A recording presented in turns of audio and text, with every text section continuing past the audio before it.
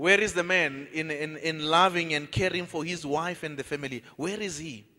Ephesians 5 verse 25, husbands, love your wives as Christ loved the church and gave himself for him. Now, this is one thing that is interesting. When you look into the issue of marriage, you can be tempted to think it's just between me and you. So it's us. But no, God says no, it's not. It's not just between me and you. Marriage, it's God. It belongs to God. You don't own marriage. You are just a participant in God and divine institution. So when you enter marriage, you are entering God's territory. That's why it's called holy matrimony. It belongs to God. Where holiness belongs. It's not your thing. You can't just do whatever you want. And that's why God says, I'm going to give you instruction on how to deal with marriage. He says, husband, love your wives. Because this is my institution, I'm going to tell you how to behave. You're not going to do whatever you want. Oh, this is my wife. No. There is rules that guide this thing that is called marriage. Now, God says to men, love your wife. Love your wife as Christ loved the church. Now, I don't have time, but I wish I could expand to you the understanding of the Bible, the view of marriage from the Bible point of view. The world view of marriage says, we love each other, so we get married. Right? We all agree, right?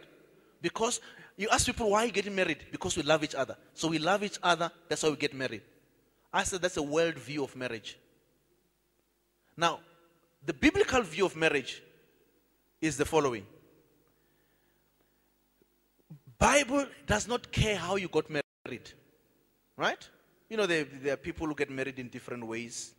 There are some who go and meet a lady and talk to her. There are some who struggle, Meet a girl. Particularly those in the church, And you find the brother is a very good brother and he starts saying, there was Adam and Eve, and I was thinking, maybe you can be Eve and I can be Adam. Now, there are challenges sometimes in terms of proposing, right? Now, the Bible says, does not care whether it was arranged or whether your sister talked to whatever. The Bible says, as long as you are married, no matter how you came into marriage, the world says, we love each other, we get married. The Bible says, as long as you are married, love each other. It does not matter how you did it. As long as you are married, love each other. So he says, here Paul says, husband, love your wives. And in Titus, Titus says, the older women must teach the younger women to love their husbands. So as long as you are in marriage, love. Not this whole story that, we don't love each other anymore. No. It did not come. See, the problem with the worldview, it says we love each other, we get married. So we don't love each other, we get out of marriage. The Bible says you are married, love each other. No. If we don't have time to explain that every one of God's biddings is his enablings. Whatever God says you must do, he'll give you the power to do it. So if he says to a man, love your wife, he says, I'll give you the power to love her. And the same applies to the woman. So he cannot tell you to do what you cannot do or what he will not empower you to do. So the Bible says, husband, love your wives.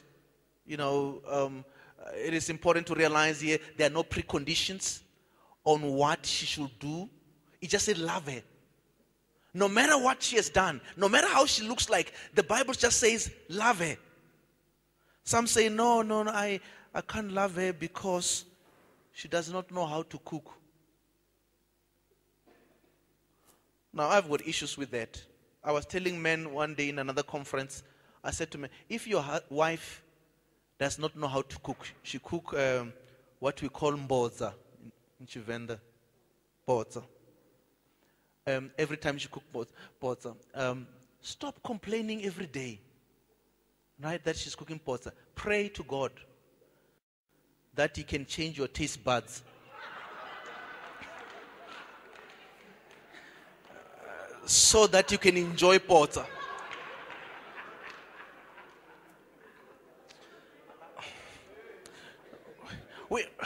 We are Christians.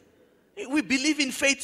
So pray to God to change your taste buds so that she can, because you can't keep on complaining about the same thing, so that you start enjoying pots. And when she gives you, hey, my wife, give me more, man, give me more. And when you come to visit us where our wives cook properly, say, your food is not nice, I'll go home and eat properly. Right? Stop. Ask God to intervene. Now, and some says, no. I was doing a thing on radio when one man phones in and he says, I saw somebody was talking about buying flowers for women. And he says, no, I can't buy flowers. I'm an African. It's un-African to buy flowers.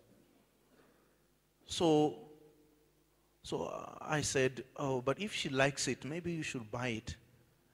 But it was only when I got home that I started thinking. I realized something important when I got home. It was already too late for the television program.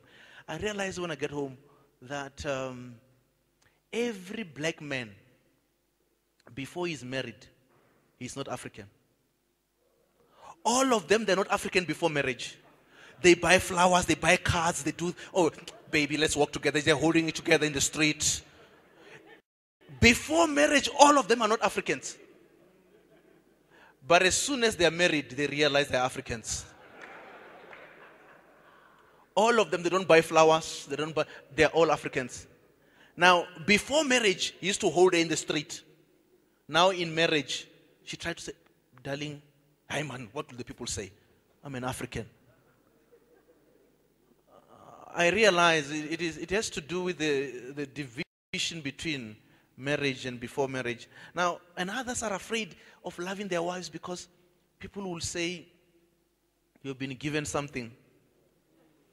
I found that throughout Africa, everywhere you go, they talk the same way. When I was in Namibia, they were saying, yeah, you've been given something. They never want to mention it exactly what it is.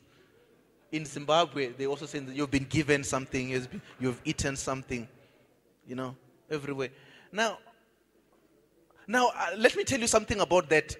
Have you ever realized that every man who is said to have been given something, he's very happy. And his wife is happy. The children are happy. Every man who is said to have been given something, his whole family it's only the third parties who are unhappy. But his whole family is happy. I came to the resolution that I think every man must be given something.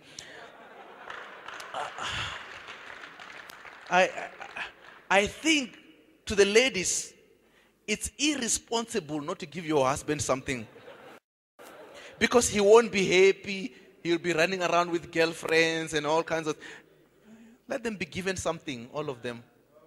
They'll be happy. But anyway, the truth of the matter is that nobody can influence somebody's will.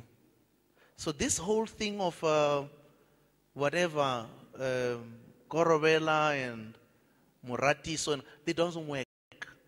They don't work. If they worked, I wasn't going to be going around the country doing family seminars. No, I wasn't going to waste my time. I was just going to tell the pastor, say, Pastor, I want to see all the mothers after the service, maybe in a corner. And say, this is the thing. It doesn't work. You can't influence somebody's way. Every time in Africa, when a man goes out of his way to show love to his wife, to be caring, to be supportive, we always say he's been given something. Everywhere in Africa, when a man is caring, is loving, is supportive, they always accuse him of being given something. And I'm saying to men today, if they say you've been given something, be proud, you're doing good.